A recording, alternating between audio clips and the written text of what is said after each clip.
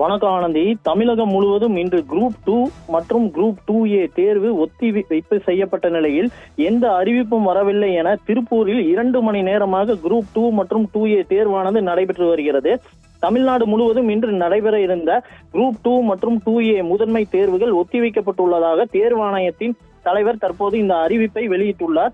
முதலில் சென்னையில் மட்டும் தேர்வு ரத்து என்று அறிவிக்கப்பட்ட நிலையில் தற்போது தமிழகம் முழுவதும் குரூப் 2 மற்றும் 2A தேர்வானது ரத்து செய்யப்பட்டுள்ளதாக அறிவிக்கப்பட்டுள்ளது.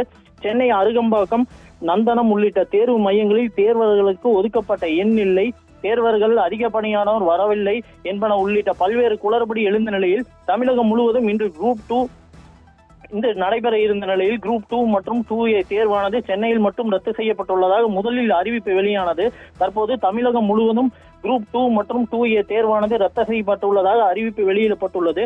அதேபோல் குரூப் 2 மற்றும் 2A தேர்வு குறித்த அறிவிப்பு விரைவில் வெளியாகும் என அறிவிக்கப்பட்டுள்ளது. இந்நிலையில் திருப்பூர் ராயபுரம் பகுதியில் உள்ள ஜேவாபாய் மகளிர் மேல்நிலைப் பள்ளியில் குரூப் 2 தேர்வானது காலை 9 மணி அளவில் துவங்கப்பட்ட நிலையில் தற்போது 11 மணி ஆகிறது. 2 மணி நேரமாக தேர்வானது நடைபெற்று வருகிறது.